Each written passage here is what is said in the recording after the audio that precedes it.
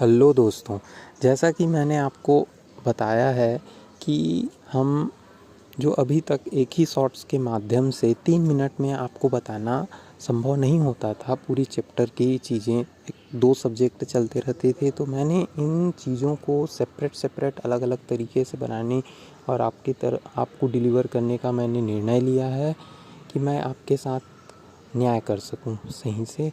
तो इसलिए जैसे हमने बायो का अलग शॉर्ट्स बना दिया है और यह आपका जो बना हुआ है यह है आपका केमिस्ट्री के लिए। तो केमिस्ट्री में हम जैसे पढ़ेंगे चैप्टर 7 रेडॉक्स रिएक्शन। जो रेडॉक्स रिएक्शन है यह बहुत आईएमपी चैप्टर है।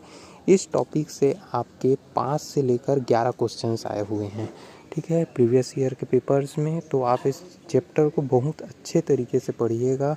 मैंने जो इसका वीडियो है वो अपने चैनल पर अपलोड कर दिया है, वहाँ जाइए अब और चीज़ों को अच्छे से बार बार लिख कर आप देखिए, रिवाइज़ कीजिए। यह बहुत आईएमपी चैप्टर है, ठीक है। यहाँ से बहुत सारे क्वेश्चंस आए हुए हैं, इन्हीं चीज़ों को आप बार बार देखिए, रिवाइज़ कीजिए। यहाँ से जितने भी क्वेश्चंस आए हुए हैं उन सारी चीज़ों को आप रिवाइज़ कीजिएगा, बहुत अच्छे तरीके से पढ़िएगा इन चीज़ों को, ठीक है। ये बहुत आईएमपी चैप्टर है, मैंने जैसे बताया 5 से 11 क्वेश्चंस आए हुए हैं प्रीवियस ईयर के पेपर में। यहाँ से लिख कर देखिए आप इस टॉपिक को, ये बहुत आईएमपी चैप्टर है।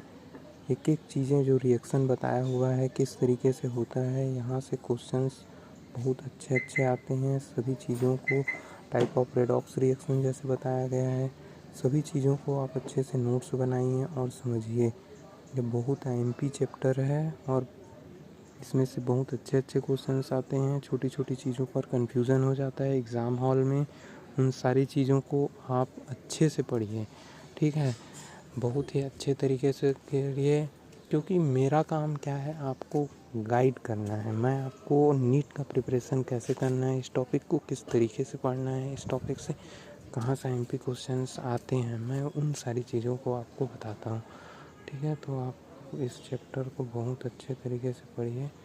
तो कल फिर मिलेंगे दोस्तों एक नए टारगेट के साथ। धन्यवाद।